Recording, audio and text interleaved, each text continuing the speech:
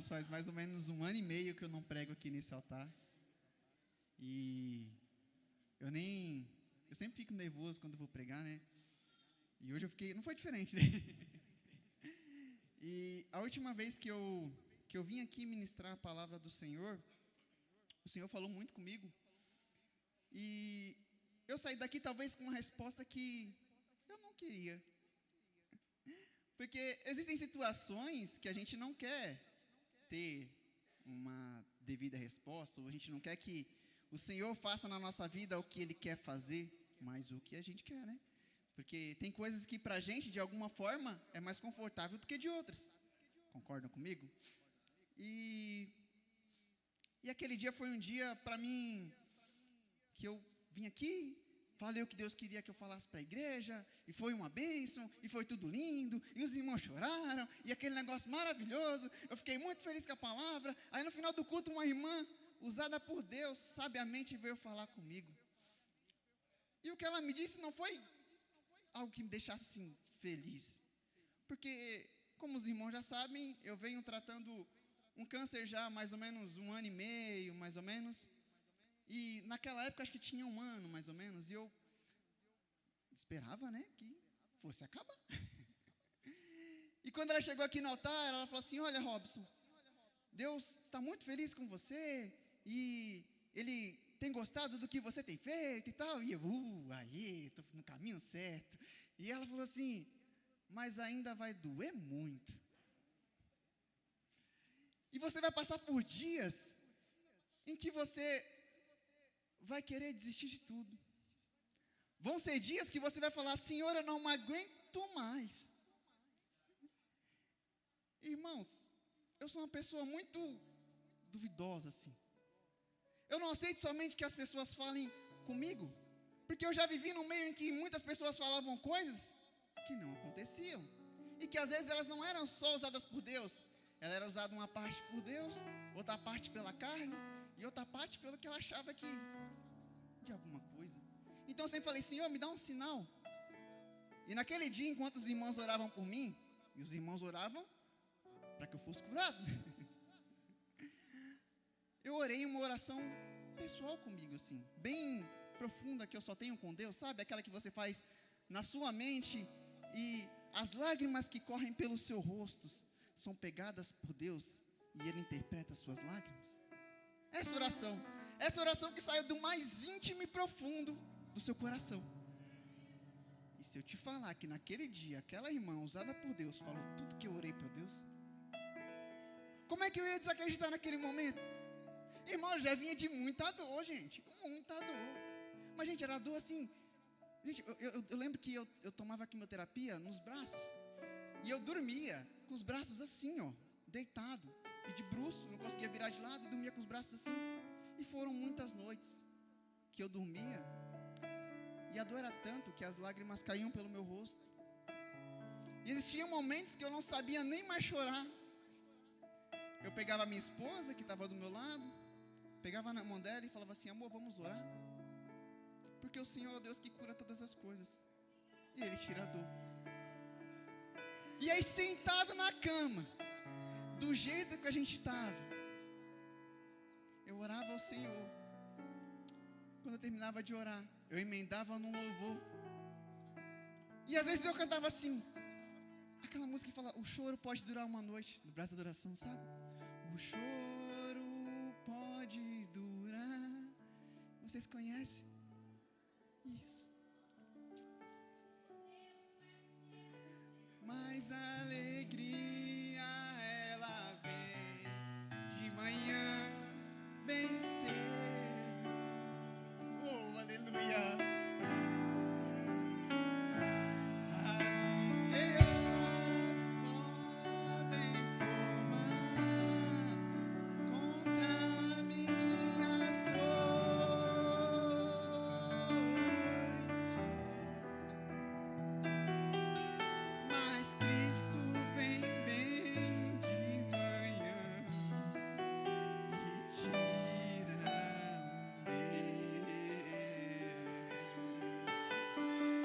E, gente, bem nessa atmosfera espiritual que você está sentindo aqui agora, o Senhor descia no meu quarto, naquele momento o Senhor começava a falar comigo.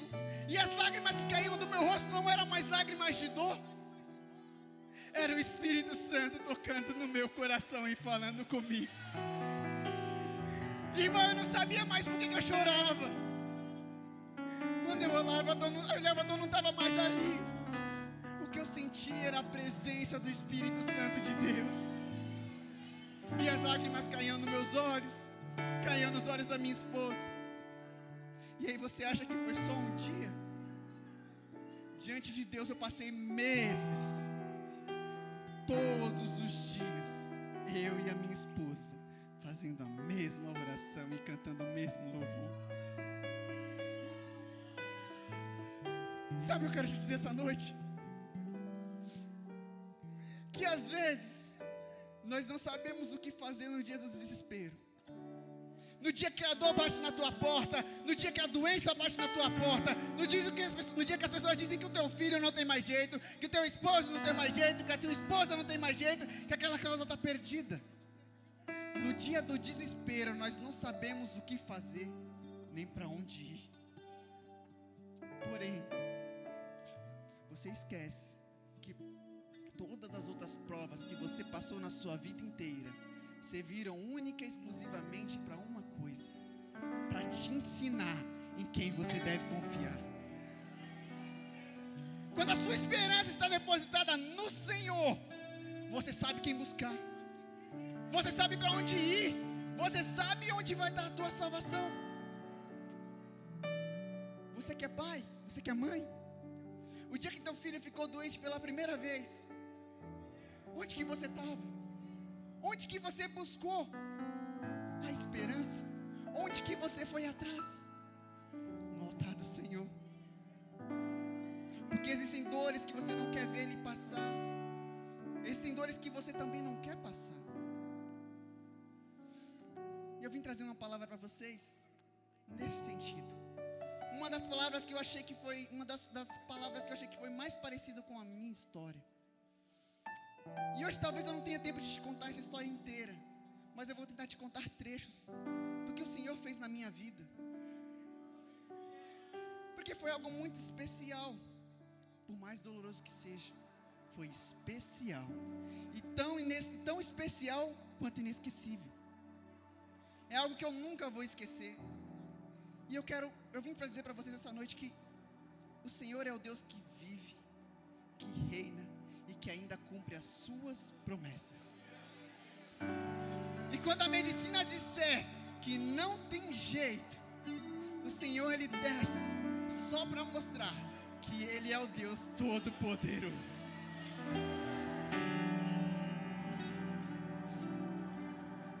Enquanto eu estava no hospital, eu conversava com o Lucas.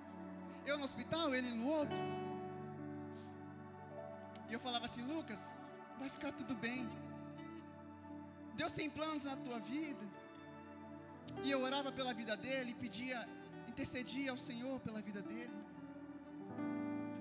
E infelizmente, de todas as pessoas que eu conheci, só não sobraram três. Eu, o Lucas e mais um amigo que está passando por uma situação difícil. Às vezes, tem situações que são difíceis de escapar. Tem lugares que você vai passar. Eu não estou gorando você, eu estou vindo como profeta do Senhor para dizer que tem lugares que você vai passar, que você vai achar que você não vai sair dali vivo. Eu conversei com Elifas no enterro de uma colega, algumas semanas atrás, muito querida.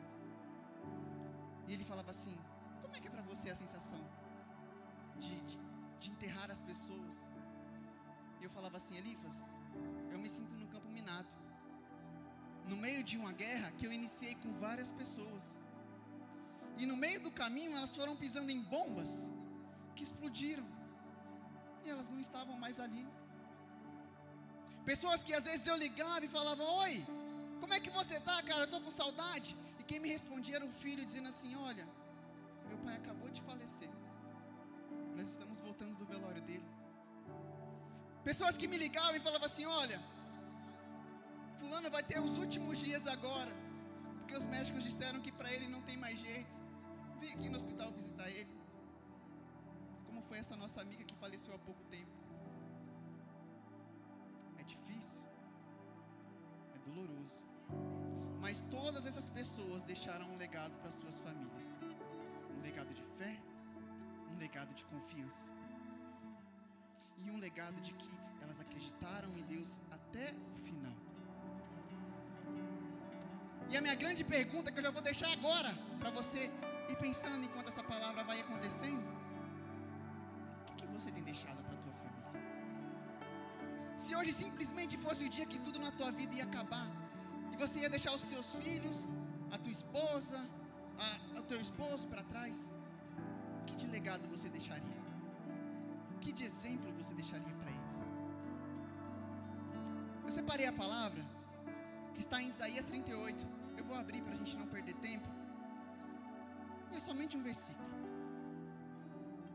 3 versículos, desculpa. E ela diz assim: naqueles dias, Ezequias adoeceu de uma enfermidade mortal. E veio a ele Isaías, filho de Amós, o profeta, e lhe disse: assim diz o Senhor, põe em ordem a tua casa, porque morrerás e não viverás. Então virou Ezequias o seu rosto para a parede e orou ao Senhor e disse: ah, Senhor, lembra-te, peço-te de que andei diante de ti em verdade e com coração perfeito, e fiz o que era reto aos teus olhos. E chorou Ezequias muitíssimo. Irmãos, o desespero, ele bate na nossa porta quando a gente não sabe para quem recorrer. Se você pegar uma pessoa inexperiente em qualquer trabalho que seja, na primeira dificuldade ela se desespera. Se você pegar, por exemplo, vou dar um exemplo qualquer, não sei,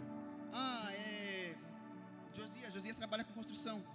Se mandarem em algum momento pedra fina, ao invés da pedra mais grossa, para você fazer alguma construção mais forte, ele sabe o que fazer para resolver aquilo, porque ele já é experiente. Mas se entra uma pessoa que começou agora, ela se desespera, ela fala que não vai fazer mais nada, que aquilo não vai funcionar, porque ela não sabe do que ela está falando, ela não teve experiência com aquilo. Então assim, Ezequias não estava nesse momento, ele já era rei há um tempo, ele já tinha passado algumas provas com o Senhor, ele já tinha vencido muita coisa com o Senhor, ele guardava os mandamentos, ele seguia as leis que Moisés tinha deixado. E a palavra do Senhor vai dizer que não houve antes dele rei como ele. Ele era reto, justo, estava perante ao Senhor e fiel. Ele tinha passado por muitas experiências para chegar nesse momento. E ele é o cara que chega no Senhor e fala: Senhor, o Senhor sabe quem eu sou. Eu dizer quem eu sou para vocês é uma coisa, eu dizer quem eu sou para quem conhece o meu deitar e o meu levantar, para quem sabe para onde eu fui e para onde eu vou, é outra coisa. Ezequias, ele tinha muita confiança no Senhor. E quando a notícia de que a doença que ele tinha iria matar ele, a primeira coisa que ele fez foi orar ao Senhor. E aí eu quero te deixar uma outra pergunta: o que você está fazendo com as notícias que você está recebendo? A sua vida está difícil por quê? Para onde você está levando as suas perguntas? É para a casa da Dona Maria do lado que você vai reclamar? É na casa do seu João que você vai reclamar? Para onde você está levando isso? Aos pés de quem você está entregando as suas dúvidas? Da última vez eu preguei aqui dizendo que o Senhor cuida de todas as coisas, inclusive as pequenininhas, aquelas que talvez você olhe e fale assim: o Senhor não vai se preocupar com isso, Ele tem muito mais o que fazer.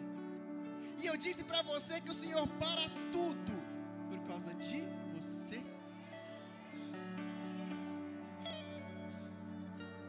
Então o Senhor me trouxe aqui para te dizer: comece a levar os seus problemas para quem vai resolver. Não adianta levar para Dona Maria, não adianta levar para o seu João, eles não vão resolver. Entrega os seus problemas no altar do Senhor, porque é Ele quem vai resolver. Quando eu recebi essa notícia da irmã aqui no altar,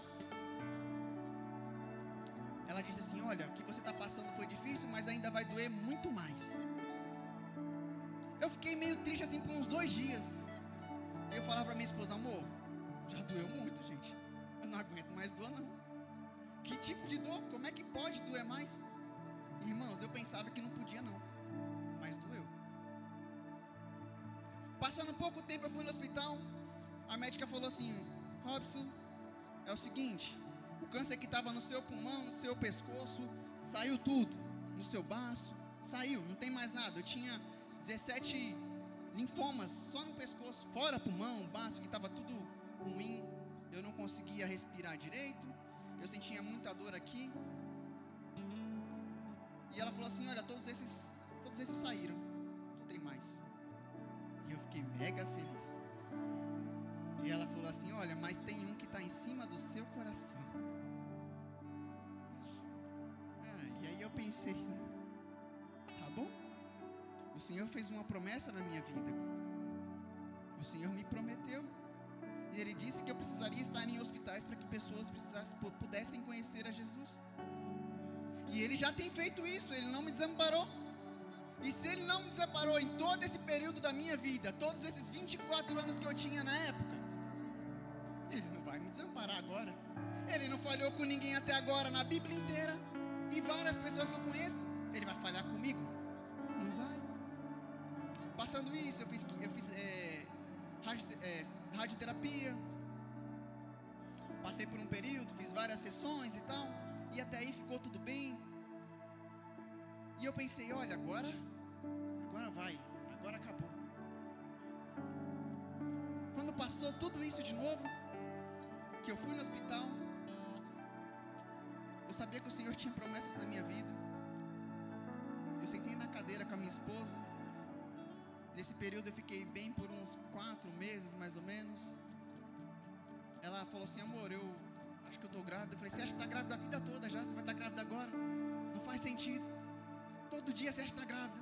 Não faz sentido. Agora é impossível. Se não tinha antes, agora como é que vai acontecer isso? E aí, ela ansiosa, eu falei assim: faz o teste aqui. Sentei na cadeira. Ela foi no hospital lá enquanto eu esperava a médica me chamar. Foi no banheiro, fez o teste, voltou e falou assim: amor, eu estou grávida. E aí aconteceu o mais improvável no meio da improbabilidade de todas as outras coisas. E eu falei assim, eu fiquei feliz.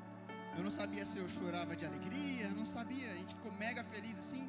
Passou uns 3 minutos que a gente comemorou a felicidade. A médica entrou, me chamou e falou assim: Robson, seguinte, estou vendo teus exames aqui. O câncer está em cima dos seus ossos. E por isso você está sentindo muita dor na coluna. O câncer estava entre o osso da bacia e do fêmur. Irmãos, isso doía tanto. Já tinha feito lesão, ele estava meio que comendo o osso. Isso doía. E aí eu falava: amor. E ela falou assim: você vai. E assim, não, para piorar ainda, nesse meio ela falou assim: olha, e a outra notícia é o seguinte: aqui a gente não tem como resolver o seu problema. E aí quando dizem que não tem como resolver o seu problema, o que você faz? Ela falou assim: olha, procura o convênio. Eu acho que o seu convênio não vai aceitar, porque alguns pacientes já tentaram e não conseguiram. Mas tenta. Vai lá agora e tal, busca, faz isso. E aí antes de sair do hospital, eu falei para minha esposa assim: olha, a gente saindo no corredor, ela falando assim: e agora? Eu falei assim: agora a gente não sabe se ri, se chora. São tantas emoções, tanta coisa. O que eu vou fazer? Estou feliz que eu vou ser pai, ou fico triste que eu posso morrer daqui a pouco? É duro, mas era a realidade. E eu sabia que eu não ia morrer, porque eu sabia que o Senhor tinha uma promessa na minha vida. Eu falei para ela assim: amor, vamos para o hospital para fazer um teste de sangue, para ver se você está grávida mesmo, se não é um falso positivo, porque até ali eu ainda não acreditava. E a gente foi no carro, era próximo ao hospital na Paulista. E nós íamos chorando, só nós dois. Nós chorávamos, sorria, chorava e sorria. Era uma confusão de sentimento tão grande. E num dado momento eu falei assim: amor, acalma, o Senhor vai cuidar de todas as coisas, assim como Ele sempre tem cuidado. Quando passou um período,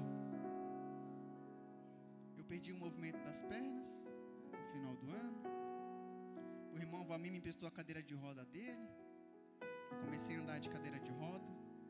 Não vim na igreja para os irmãos não se espantarem.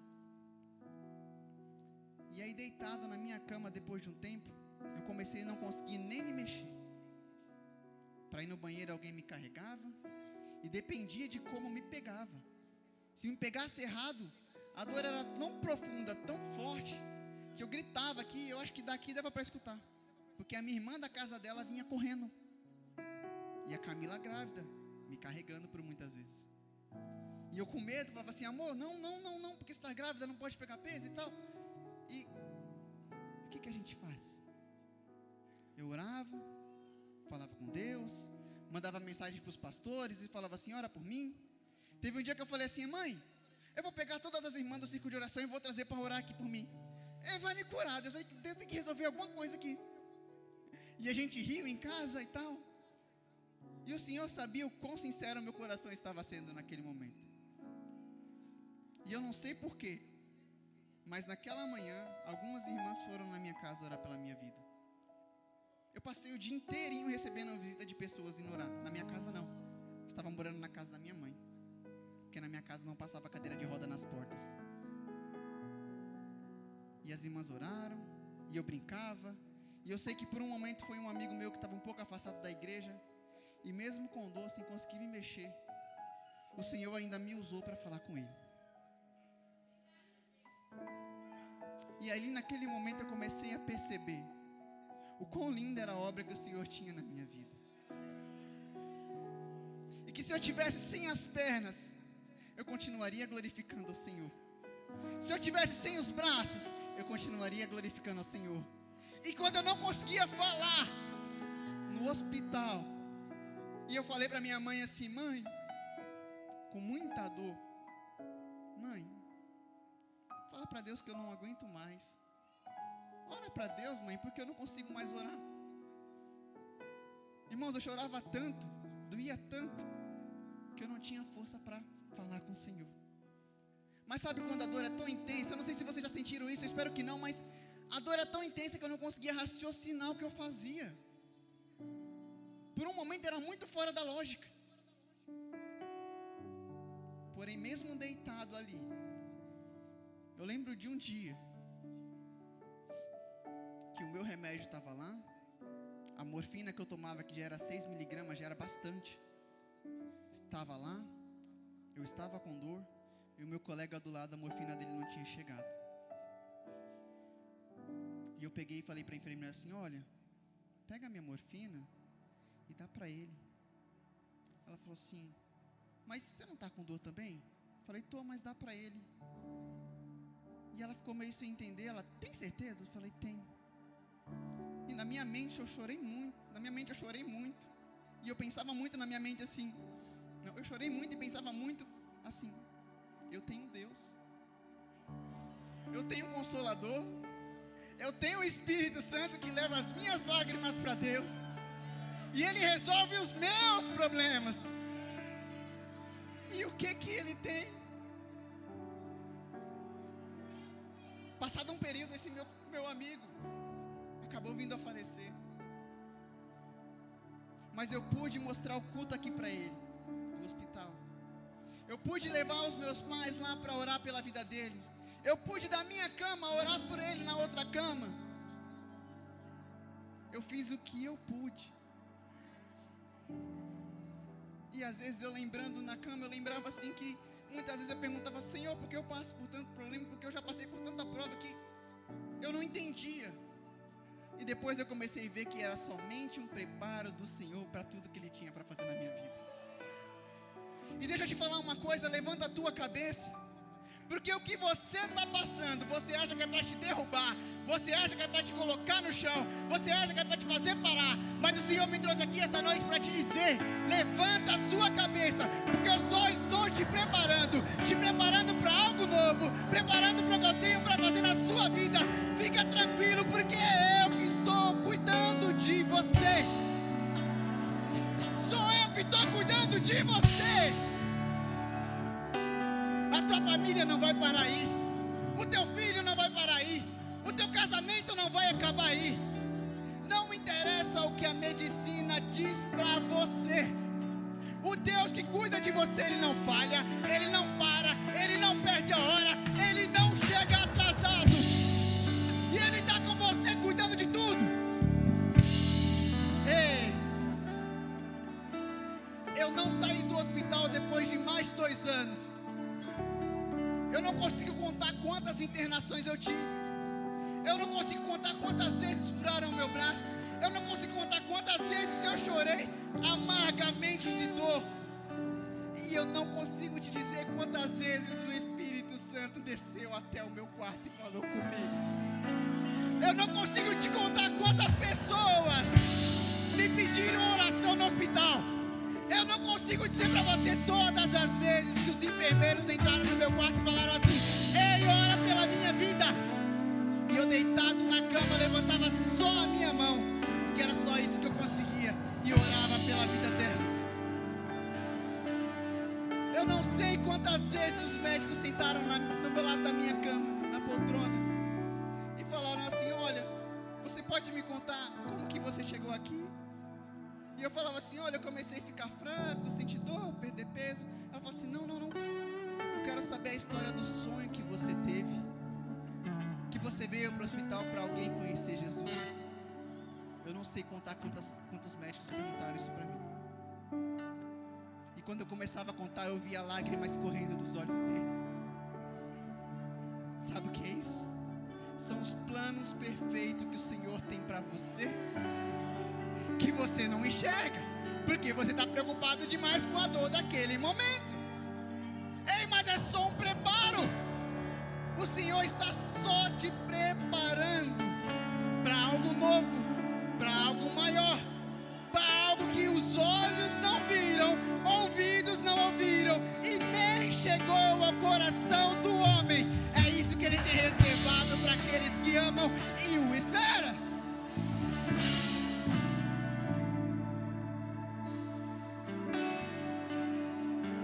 Acabar tudo isso,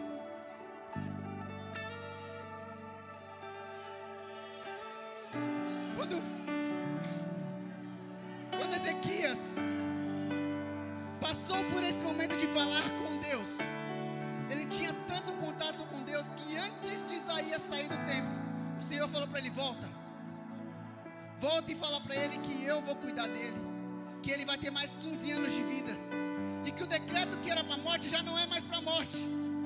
Eu vou aumentar os dias dele na terra. Ao passar por isso, ele fala um pouco da dor que ele sentiu. Ele fala assim em Isaías 38:14: eu gritava como a andorinha, ou o tordo salpicado, e gemia como uma pomba chorosa, contemplando os céus. E os meus ossos foram enfraquecendo a cada dia. Ó Eterno, estou em grande angústia. Vem, por favor, e me socorre. Irmão, isso era um clamor. Você sabe a diferença entre um clamor e uma oração? A oração você faz com calma. Um clamor é quando nada mais vai resolver. Rapaz, a gente está falando de um rei. Ele tinha tudo, ele tinha dinheiro, ele tinha todos os melhores médicos daquele lugar, estavam do lado dele, e nada eles podiam fazer. Se pessoas que têm tudo buscam a Deus, por que você também não busca? Chegou um momento que ele não podia fazer mais nada, e o decreto dele era de morte. E ele pediu para o Senhor se lembrar do quão justo ele tinha sido, de tudo que ele tinha feito. E o Senhor se lembrou e cuidou dele. Irmãos, eu passei por isso, dessa mesma forma. Eu sentia os meus ossos doerem tanto. E hoje eu estou aqui, pregando a palavra para vocês, com orgulho do que o Senhor fez e tem feito na minha vida, e do que Ele ainda vai fazer. E quando eu subi aqui, eu estava estudando essa palavra. Isaías fala numa passagem em Salmo 116, que acreditam que foi escrita por ele. E eu lembro muito da irmã Marta, e ele fala assim: o que darei eu ao Senhor por todas as coisas que Ele tem feito por mim? Pense nesse dia. Quando você pensar que a dificuldade está batendo na sua porta, se pergunta: o que darei eu ao Senhor por tudo que Ele já fez na minha vida? E aí, quando você lembrar de tudo que o Senhor já fez na sua vida, se pergunte se alguma vez Ele falhou, ou se alguma vez Ele chegou atrasado. E se você entendeu os planos dEle enquanto estava acontecendo. Eu não sei vocês, mas eu, toda vez que acontece alguma coisa, eu paro depois que tudo passou e falo assim: agora faz sentido. Se eu não tivesse passado por tudo isso, tal coisa não aconteceria. O Senhor cuida de tudo. Hoje eu não vim para contar o meu testemunho ainda. Eu vou deixar isso para o dia do culto de ação de graça. E o Senhor fez muitas coisas. E eu fugi um pouco da palavra, do que eu ia falar, mas é o Espírito Santo que manda. Quando eu subi, eu falei: Espírito Santo, me usa como canal para falar o que o Senhor quer. O que eu tenho para falar não interessa. Só interessa a tua voz falando com o teu povo. E o Senhor me trouxe aqui para te dizer: eu cuido de você, eu cuido da tua dor, eu cuido do teu problema. O que você tem que fazer é só confiar em mim. Só confia. Só confia. Ezequias, no Salmo 116, agradecendo a Deus no cântico, ele diz: eu amo o Senhor, porque Ele ouve as minhas orações, porque inclinou para mim os seus ouvidos, e portanto, enquanto eu viver, o invocarei. Os laços de morte me envolveram, e surpreendido pelas tribulações do inferno, encontrava-me em grande angústia e tristeza. Invoquei o nome do Senhor: ó Senhor, liberta-me. O Senhor é benevolente e justo, nosso Deus é misericordioso. O Senhor cuida das pessoas simples. Quando já não tinha mais força, Ele me salvou. E eu vou dizer mais uma vez e vou finalizar só para você não esquecer. Você pode estar passando por qualquer problema. Lembre-se do Deus que cuida de todas as coisas. Lembra do Deus que você veio aqui essa noite para adorar. Lembra do Deus que está com você no dia da felicidade. Lembra do Deus que te faz feliz, no Deus que te dá as coisas, no Deus que te prospera, no Deus que cuida da tua casa, no Deus que cuida da tua família, no Deus que cuida dos seus. Lembra disso. Lembra que Ele não falha, que Ele não atrasa, que Ele não chega na hora errada. Como diz o louvor, não tarda, não falha, mas sempre chega na hora exata. Fiel é Deus.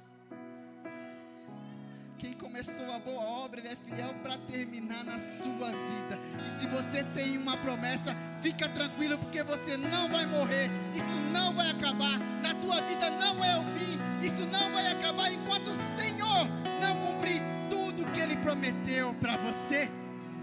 Amém. E eu agradeço a minha oportunidade, em nome de Jesus.